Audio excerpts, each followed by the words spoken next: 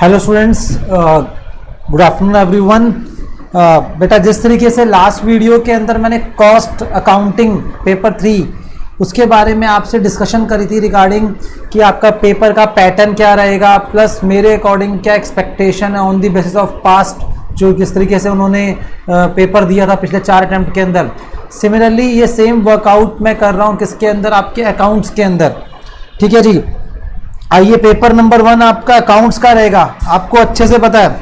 ठीक है जी, और अकाउंट्स पेपर नंबर 1 होने की वजह से मैं हमेशा बोलूँगा इस पर बहुत अच्छे से फोकस करना। सर रीज़न क्या है? सर रीज़न ये है, अकाउंट्स आपका पेपर नंबर 1 है, इंटरमीडिएट में आप देने जा रहे हो। थोड़ा सा पेपर नंबर 1 के अंदर पैनिक होता है, इन द सेंस कि अभी आप फर्स्ट टाइम इंटरमीडिएट के एग्ज़ाम देते हो, फाउंडेशन तो फिर भी बहुत ईजी होता है। ठीक है, तो वहाँ पर इतना डर नहीं होता आपको। ठीक है, जो बच्चे अच्छे से स्टडीज़ करके जाते हैं, ठीक है, अच्छे से प्रिपेयर करते हैं, तो कहीं ना कहीं माइंड में उनके पैनिक होता है। ठीक है, कि पेपर कैसे अटैम्प्ट करना है, क्या होगा पेपर के अंदर।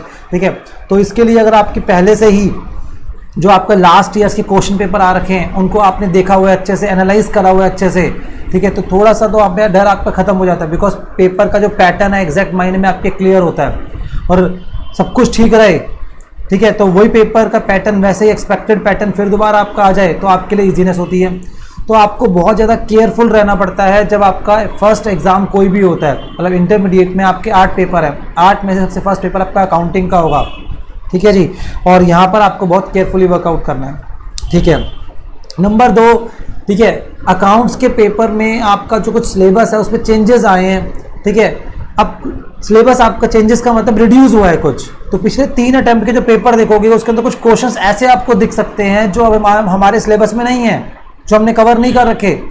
तो सिंपल तरीके से आपको ध्यान रखनी है ये चीज़। तो आपको अपने बुक से कंफर्म करना है भी जो क्वेश्चन है, या फिर अपने रिस्पेक्टिव टीचर से कंफर्म करना है कि क्वेश्चन जो है आपका ये सिलेबस में है या नहीं है आपके। तो प्रोबेबिलिटी बड़ी हाई है कुछ चीज़ें आपको एकदम न्यू दिखे जो आपको लगे आपने करा ही नहीं है क्लासरूम के अंदर, तो पॉसिबिलिटी आर वेरी हाई कि भैया वो चीज़ें आपके सिलेबस में हो ही ना। ठीक है, तो ये चीज़ भी आपको ध्यान रखनी है। चलिए जी, इन सब बातों को ध्यान में रखते हुए, ठीक है, पास्ट ईयर के पेपर्स को हम एनालाइज तो करेंगे, बट मैं कुछ आपको अपनी एक्सपेक्टेशंस, प्रोबेबिलिटीज़ बताऊंगा मैं आपको कि किस चैप्टर से कितने कितने मार्क्स का आ सकता है। सिलेबस चेंज हुआ है तो उसकी वजह से आपका जो पीछे के जो क्वेश्चन पेपर है उनको स्ट्रिक्टली हम फॉलो नहीं कर सकते। चलिए जी, 100 मार्क्स आपका है मैक्सिमम। ठीक है, question number 1 is compulsory. Accounts का क्वेश्चन नंबर 1, जो क्वेश्चन 1 होगा आपका, ठीक है, वो एएस का होगा बेटा, अकाउंटिंग स्टैंडर्ड। और क्वेश्चन नंबर 6, ये दोनों क्वेश्चन खास क्वेश्चन रहते हैं। ठीक है, मैंने आपकी कॉस्टिंग के अंदर भी बोला था, यहाँ पे बोल रहा हूँ। ठीक है जी, ये भी आपका कभी कभी एएस को कवर कर जाता है। तो question number 1 and question number 6, ये दोनों क्वेश्चन आपके अकाउंटिंग स्टैंडर्ड को कवर कर सकते हैं। सर अकाउंटिंग स्टैंडर्ड बहुत इंपॉर्टेंट है अकाउंट्स के अंदर। ठीक है, सीए फाइनल में भी आपका जो पेपर है उसके अंदर बहुत मेजर पार्ट अकाउंटिंग स्टैंडर्ड के कवर होते हैं आपके। और अब तो ग्लोबल स्टैंडर्ड्स के नाम से एक पेपर भी आ गया, इलेक्टिव पेपर आपका सीए फाइनल के अंदर बच्चे। तो एएस जो आपके मिनिमम 20 मार्क्स को, तो क्वेश्चन नंबर 1 में ऊपर से ऑप्शन भी नहीं है, छोड़ भी नहीं सकते इसको, से लेके मैं बोलूँगा 30 मार्क्स तक एग्जाम में कवर करेंगे। 20 मार्क्स से लेकर 30 मार्क्स तक एग्जाम में कवर करेंगे, और भाई इसको छोड़ने का सवाल ही नहीं उठता। प्रैक्टिकल लाइफ में भी आपके काम आएंगे और आगे जाकर भी आपके काम आएंगे। तो एएस पे सबसे ज़्यादा फोकस करना अकाउंट्स के अंदर। If you want to score high in accountancy तो आपके एएस के अंदर अच्छी कमांड होनी चाहिए। एएस पे थियोरेटिकल चीज़ नहीं है, एएस आपके बहुत ज़्यादा इंपॉर्टेंट कॉन्सेप्ट्स हैं आपके अकाउंट्स के जो आपके अच्छे होने चाहिए। ठीक है, candidates are required to answer any 4 questions from the remaining 5 questions, ये बात हमें पता है। ठीक है जी, तो क्वेश्चन नंबर 2 से लेके क्वेश्चन नंबर 5 तक का पैटर्न लगभग सेम हो सकता है। लाइक वही मैं बोल सकता हूँ 10+10 जनरली जो रहता है आपका। ठीक है, 5+15 अकाउंट्स में हो सकता है। अकाउंट्स में 20 मार्क्स का क्वेश्चन भी आ सकता है बेटा, ध्यान रखना। ठीक है, और वहाँ से 5+5+10 भी हो सकता है। इस तरीके से करके आपके क्वेश्चंस कवर होते हैं अकाउंट्स के अंदर। ठीक है, क्वेश्चन नंबर 6, ठीक है, जिसमें आपके पास एक इंटरनल चॉइस रहती है। 5 क्वेश्चंस होते हैं, 5 पार्ट्स होते हैं इसके। ठीक है, और एक पार्ट आपको इसमें से छोड़ना होता है। एज यूजुअल जो पेपर होता है 125 मार्क्स का होता है, मैंने लास्ट वीडियो में बताया था आपको। ठीक है, मैं फिर दोबारा रिपीट कर देता हूँ। क्वेश्चन नंबर 1 आपका कंपलसरी क्वेश्चन है और ये एएस का ही होगा आपका 20 मार्क्स। क्वेश्चन नंबर 2 ठीक है, आपका क्वेश्चन 6 तक। ठीक, आपके जो हो गए आपके ये 20 इंटू 5 कितना हो गया आपका 100 मार्क्स, प्लस क्वेश्चन नंबर 6 के अंदर एक इंटरनल चॉइस होती है, ठीक है, 5 मार्क्स की। तो पेपर आपका आ गया 125 मार्क्स। सेम चीज़ मैंने डिस्कस करी थी आपकी लास्ट वीडियो के अंदर कॉस्टिंग की, वो वीडियो अगर आपने नहीं देखी तो आप उसको भी देख लेना, उसके अंदर आपको बहुत हेल्प मिलेगी, ठीक है जी। अब आपको यहाँ पर 25 मार्क्स का ऑप्शन मिल गया, ठीक है। और एएस तो आपको क्वेश्चन नंबर 1 में कंपलसरी अटेंड करने ही करने हैं, उसको आप कुछ नहीं कर सकते, ठीक है। अब बाकी ये क्वेश्चन कौन सा छोड़ना है वो डिपेंड करता है आपके ऊपर, उसके बारे में हम चर्चा करते हैं, आ जाओ, ठीक है जी। अब आइए नेक्स्ट अब हम आगे बढ़ रहे हैं। यहाँ पर question number 1 as usual I told you earlier also कि वो एएस बेस्ड होगा। जैसे आपका क्वेश्चन नंबर 1 एएस थ्योरी भी हो सकते हैं, प्रैक्टिकल भी हो सकते हैं। एएस 3 आया आपका, ठीक है, 1 का 1 part, first part A part जो है आपका, ठीक है। बी पार्ट आपका एएस 11 से आया, ब्रांच फॉरेन ब्रांच होगा, हाँ जी।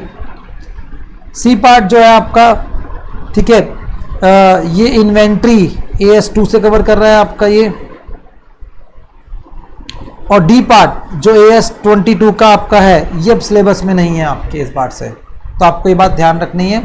तो अकाउंटिंग स्टैंडर्ड्स जो हमारे सिलेबस में है, मैं अगर आपसे बात करूँ क्वेश्चन नंबर 1 की, अभी एज ऑन डेट हमारे जो अकाउंटिंग स्टैंडर्ड हमारे सिलेबस में है, ठीक है, वो है as 1 disclosure of accounting policies, as 2 inventory valuation, as 3 cash flow statement, as 10 property plant and equipment.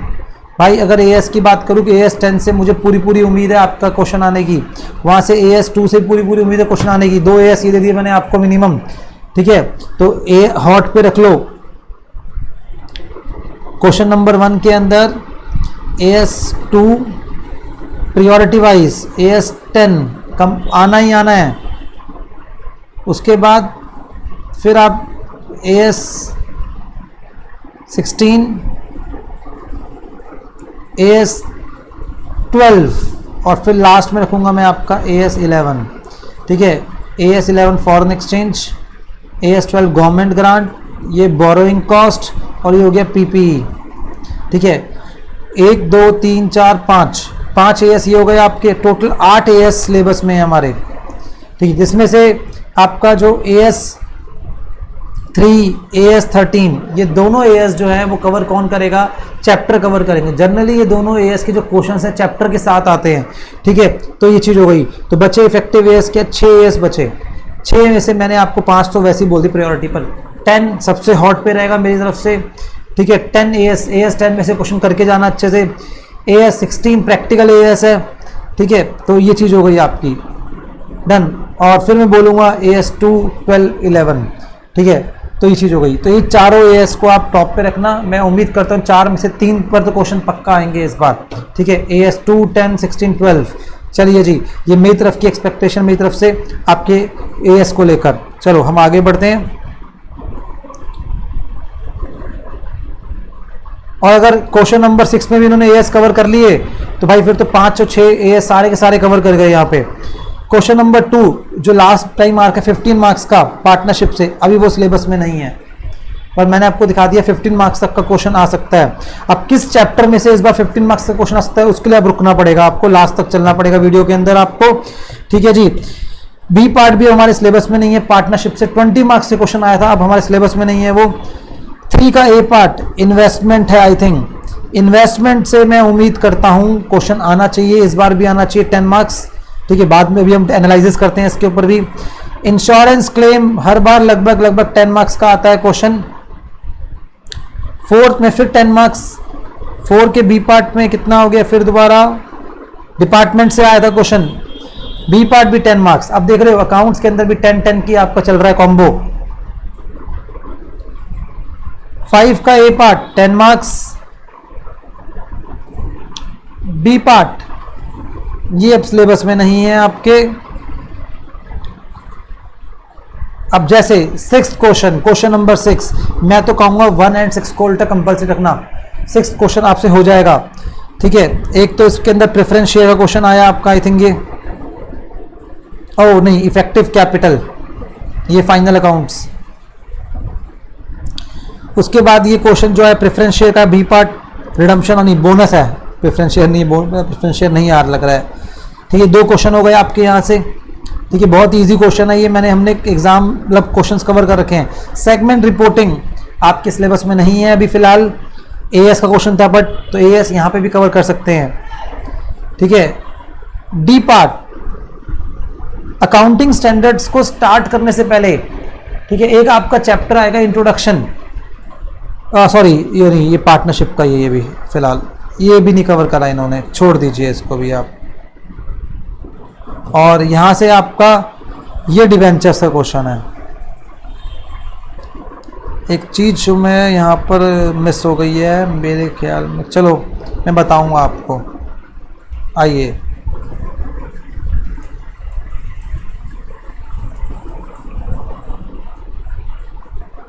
अब आगे बढ़ते हैं, अब मैं एनालिसिस पे आता हूँ आपके साथ।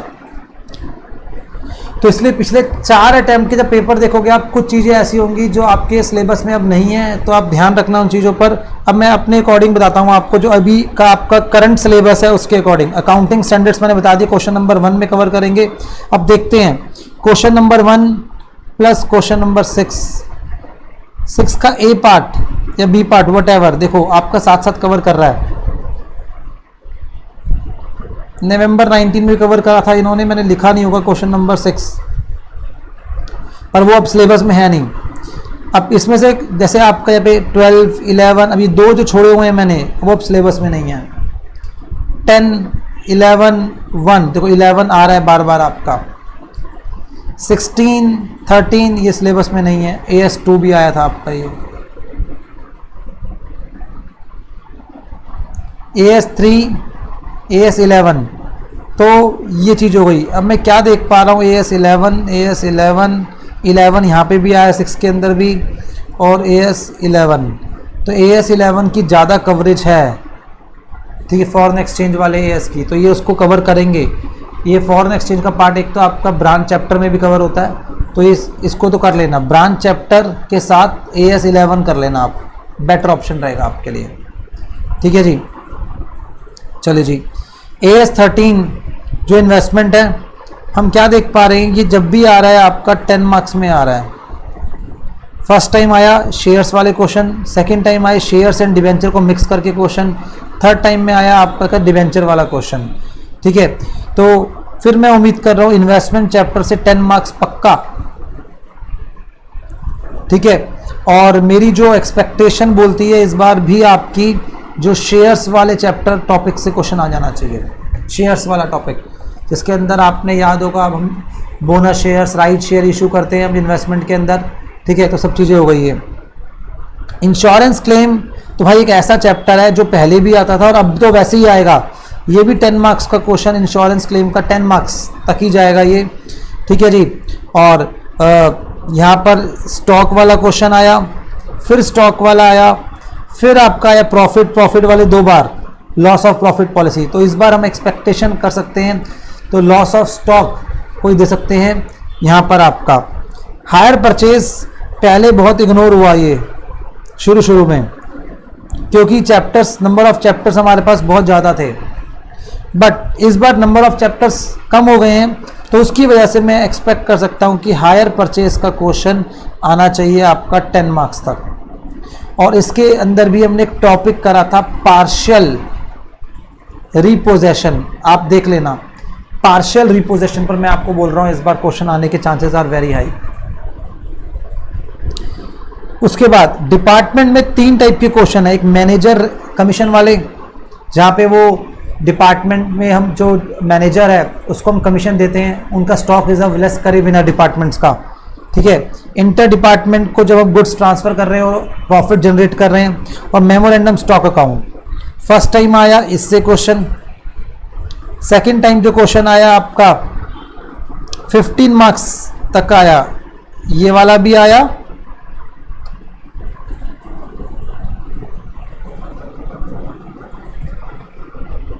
एक मिनट, क्वेश्चन नंबर 3 का बी पार्ट, क्वेश्चन नंबर 2 का ए पार्ट। ठीक है, तो थोड़ा सा मुझे लगता है कुछ है इसमें गलती हुई है, पर मैनेजर कमीशन लग रहा है इससे क्वेश्चन आया है इसमें, वो आप देख लेना एक बार।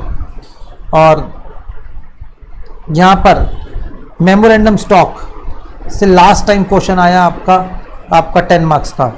तो भाई इस बार जो मैं उम्मीद कर रहा हूँ, मेरी तरफ से उम्मीद जो है डिपार्टमेंट क्वेश्चन 10 मार्क्स तक आना है, ठीक है।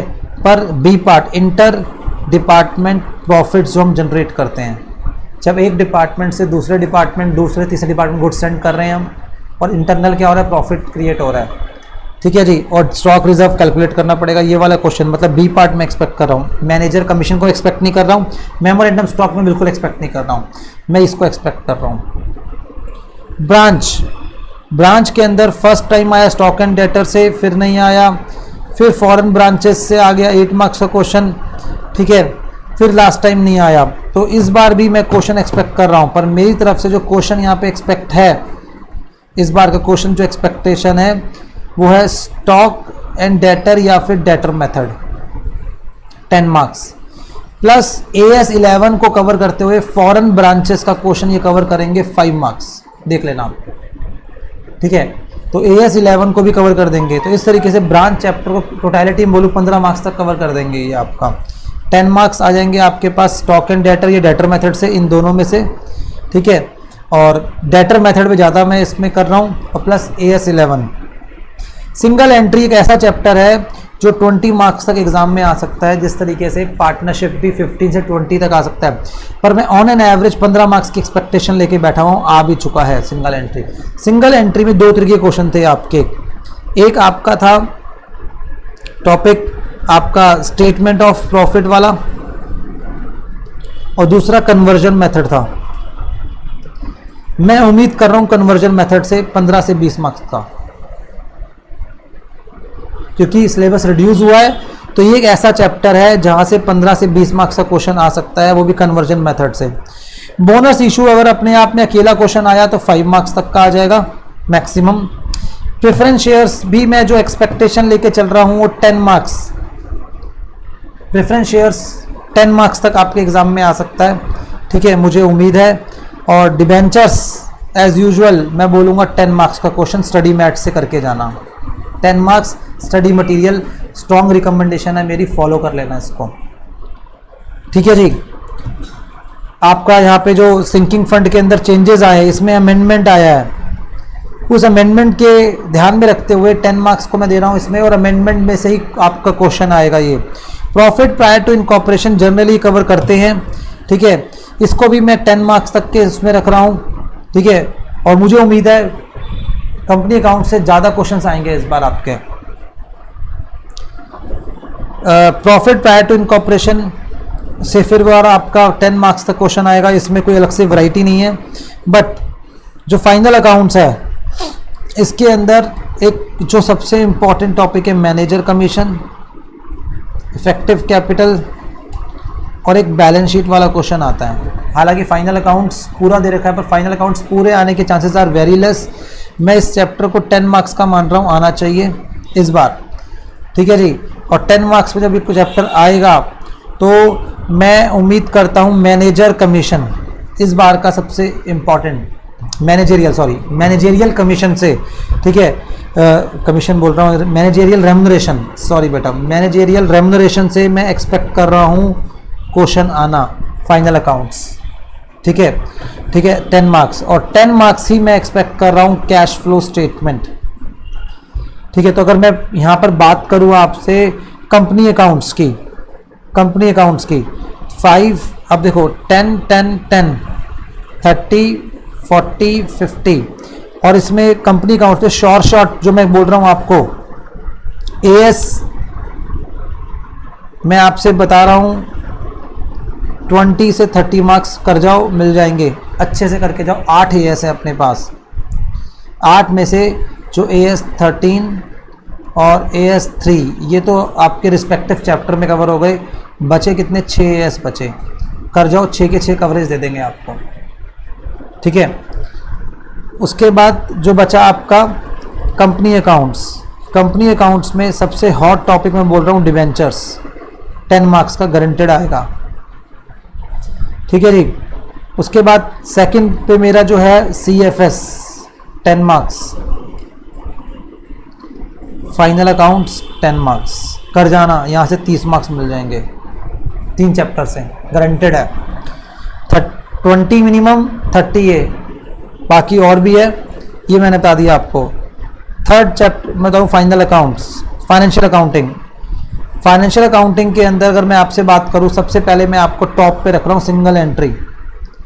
अगर आपका सिंगल एंट्री अच्छा टॉपिक है तो ये 20 मार्क्स तक एग्जाम में आने के चांसेस हैं, ठीक है। सेकंड जो मैं बोल रहा हूँ, 2 चैप्टर और बोल के दे रहा हूँ मैं आपको। इंश्योरेंस क्लेम 10 मार्क्स, आपका इन्वेस्टमेंट 10 मार्क्स, 40 मार्क्स यही आ गए आपके पास। तो 40 + 30 + 20, ठीक है, 70 90 मार्क्स यही हो गए आपके, मैंने जो बता दिया आपको। मतलब 3 3 6 और एक एएस हो गए। एएस को मैं बोलूँगा जब एग्ज़ाम सेंटर में आप घुस रहे होगे, मैंने भी यही करा था, मुझे अच्छी तरह याद है। एग्ज़ाम सेंटर में जब घुसे उस टाइम पे रिवाइज कर लेना अच्छे से, मतलब आधा पौना घंटे का जो आपके पास टाइम पीरियड होगा, सारे एएस अच्छे से रिवाइज कर लेना इफ़ पॉसिबल, ठीक है। आपका जाके सबसे पहले क्वेश्चन नंबर 1 अटैम्प्ट कर लो, वहाँ पर 20 मार्क्स के पार्ट्स में जल्दी अटैम्प्ट होंगे, प्रैक्टिकल हो जल्दी अटैम्प्ट कर लेना। क्वेश्चन नंबर 1 के बाद मेरी रिकमेंडेशन रहती है क्वेश्चन नंबर 6 को जाके देखो जल्दी से, ठीक है। अगर ये दोनों क्वेश्चन आपसे हो जाते हैं फर्स्ट 1 आवर के अंदर, तो 40 मार्क्स तक आपने सिलेबस मतलब पेपर कवर कर लिए फर्स्ट 1 घंटे के अंदर, जो कि बहुत सफिशिएंट है। पहले 1 घंटे का टारगेट जो मेरा आपके साथ है, मैं फिर बोलूँगा 30 मार्क्स तक भी कवर कर लो, कोई दिक्कत नहीं है, एग्ज़ाम की बात कर रहा हूँ आपसे। नेक्स्ट 1 आवर के अंदर मैं आपको बोलूँगा 40 मार्क्स तक का पेपर हो जाना चाहिए मिनिमम। पेपर पूरा सॉल्व करना इट्स नॉट कंपलसरी, जितना भी करो बहुत अच्छे से करो, मैं ये बोलूँगा। मैंने अपने टाइम पे भी अकाउंट्स के अंदर अपना 80 मार्क्स के आसपास मैंने अप्रॉक्सीमेट, मैं क्लासेस बताता हूँ, मैंने अटैम्प्ट कर पाया था। थोड़ी सिलेक्शन में प्रॉब्लम हो गई थी मुझसे, तो पूरा अटैम्प्ट नहीं कर पाया था मैं। आउट ऑफ दैट मैंने 78 मार्क्स स्कोर करा था, मतलब 80 अटेम्प्ट करके 78 मैंने स्कोर कर पाया था। तो मेरा फोकस क्या था, जितना भी मैं करूँ अच्छे से करूँ, ठीक है जी। तो ये चीज़ हो गई आपकी डन। ये कुछ मैंने बेसिक टिप्स आपसे शेयर करी अकाउंट्स को पेपर को लेकर, ठीक है। और भी जो इन्फॉर्मेशन आपको चाहिए वो मैं प्रोवाइड करता रहूँगा इन बिटवीन, ठीक है। आप अच्छे से प्रिपेयर करो अपने आप को, ठीक है, और मैं उम्मीद करता हूँ आप अच्छा स्कोर करोगे, ठीक है। मतलब अकाउंट्स का टारगेट फिर दोबारा मैं 80+ मिनिमम रख के चल रहा हूँ। कॉस्टिंग और अकाउंट्स में आप वो सब्जेक्ट है जो 80+ की मैं एक्सपेक्टेशन लेके चल रहा हूँ।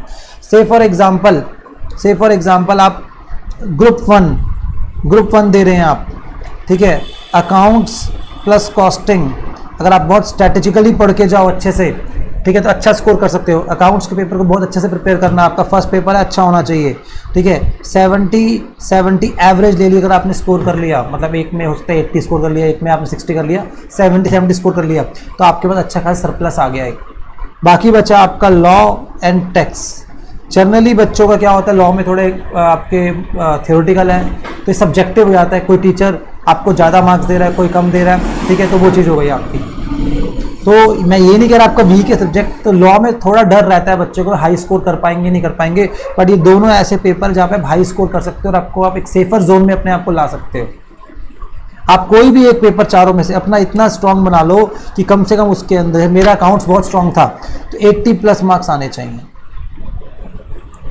क्यों? क्योंकि एग्रीगेट बनाने के लिए आपको 200 मार्क्स देने। आप चाहे ग्रुप 1 दे रहे हो या बोथ ग्रुप दे रहे हो, मुझे नहीं पता, ठीक है। अगर आप बोथ ग्रुप भी दे रहे हो तो कोई दिक्कत नहीं है, आप बोथ ग्रुप की प्रिपरेशन करो अच्छे से, ठीक है। बट एक ग्रुप को इतना स्ट्रांग करना कि गलती से भी अगर सेकंड ग्रुप में कोई दिक्कत हो तो कोई दिक्कत नहीं है, एटलीस्ट एक ग्रुप तो पूरा क्लियर हो, ठीक है। अब हर बच्चे का एफिशिएंसी लेवल अलग अलग होता है, सबका सेम नहीं होता, ठीक है। आप सबको एक सेम मेजरमेंट स्केल से जज नहीं कर सकते, ठीक है। वो मेरा फ्रेंड बोथ ग्रुप दे रहा है, रैंक की प्रिपरेशन कर रहा है, भाई वो हर एक की अलग अलग तरीका है काम करने का, ठीक है जी। तो ये चीज़ हो गई। तो 200 आपके हैं, अगर आपके अकाउंट्स में 80 आ गए तो आप समझ लो आपके पास सरप्लस आ गया 30 मार्क्स का, क्योंकि अकाउंट्स को भी अपना कितना रखना है, 50 मार्क्स चाहिए कम से कम, ठीक है। तो बाकी वो 30 मार्क्स जो सरप्लस है, आप बाकी तीनों पेपर में वो कैरी फॉरवर्ड कर सकते हो 10 मैक्सिमम, क्योंकि हर पेपर को अपना मिनिमम 40 स्कोर करना है ना। तो कहीं ना कहीं अगर मान लो से फॉर एग्जांपल जैसे मेरा लॉ मेरा थोड़ा वीक था, थ्योरी सब्जेक्ट में थोड़े वीक थे, अगर मुझे यहाँ तक याद नहीं है, शायद लॉ में 47 46 ऐसे कुछ मार्क्स आए थे, शायद इससे भी कम आए थे, 44 में याद आ रहा है, इतने कम मार्क्स आए थे, ठीक है जी। तो ये मेरा अकाउंट्स का पेपर इतना स्ट्रांग था कि इसने मुझे बचा लिया था अच्छे से, ठीक है जी। और यहाँ पर अगर आपका जितना भी सरप्लस बनता है, से फॉर एग्जांपल आपके 50 मार्क्स आ गए ग्रुप 1 में, अच्छे से प्रिपेयर करा आपने, तो वो 250 मार्क्स जो है उसमें से कुछ मार्क्स आप कैरी फॉरवर्ड फिर दोबारा यहाँ पे करवा सकते हो आप। ठीक है, 30-40 मार्क्स आपके यहाँ पे कैरी फॉरवर्ड हो सकते हैं, ठीक, ग्रुप 2 के लिए। ठीक है, तो मैं फिर बोलूँगा आपसे, ठीक है, अगर आपने पहले ग्रुप 1 की तैयारी कर रहे थे, बाद में आपने डिसाइड करा ग्रुप 2 भी साथ साथ देना है आपने, और आपको लगता है उतना भी, आपको लगता है अगर उतने स्ट्रांग नहीं है तो ग्रुप 2 को प्रिपेयर करो अच्छे से। ठीक है, पर फोकस ग्रुप 1 पे अच्छे से करना। ठीक है, या फिर ग्रुप 2 को अच्छे से फोकस करो।